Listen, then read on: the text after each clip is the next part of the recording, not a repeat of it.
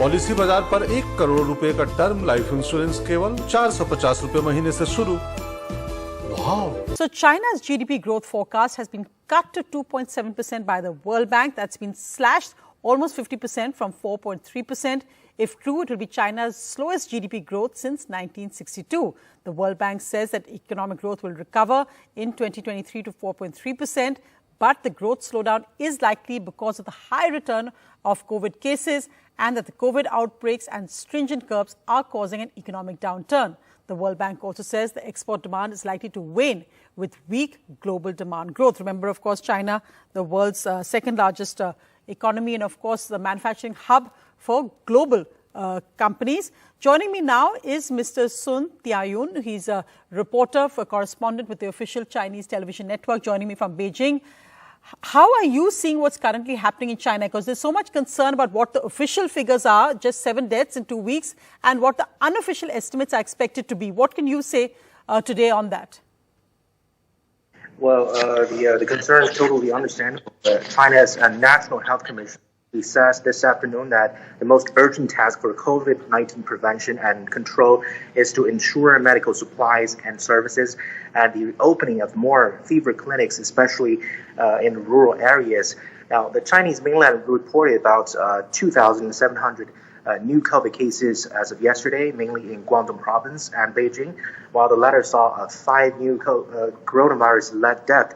Now, the Health Commission says underlying diseases are the main cause of Omicron death now in the Chinese mainland, especially among elderly people with chronic respiratory diseases. And those are the most vulnerable people. An expert from Peking University First Hospital actually says very few people have died directly of respiratory failure caused by Omicron. The doctor says the characteristics of the COVID-19 have changed so much from 3 years ago in Wuhan, where most of the patients died of lung failure. And the virulence, one good thing about it is that the Omicron's virulence has decreased significantly compared to the previous strains such as Alpha and Delta. And in fact, we saw that. Yes, we saw that press conference by Chinese health officials making that very important point that you are. But when you see the economists projecting 1.5 million deaths, when you see international health experts pointing out, posting videos which are showing overwhelmed hospitals, reports at crematoriums, that smoke is coming out of crematoriums, that one Beijing crematorium is reporting up to 200 deaths daily. As a correspondent, can you verify that? Well, I can't verify anything because numbers are just estimations so far. But one fact about Beijing or the China's medical system is that it's under challenge. That's true, but it's not overwhelmed. I spoke to medical workers just yesterday, and they told me, yes, they did have more infections and more patients visiting the fever clinic.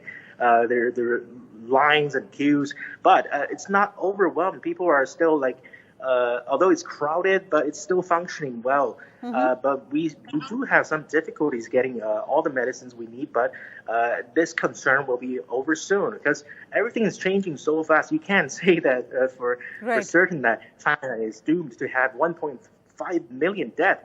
For a country with 1.4 billion people like India, we're one of the 2 most populous countries in the world.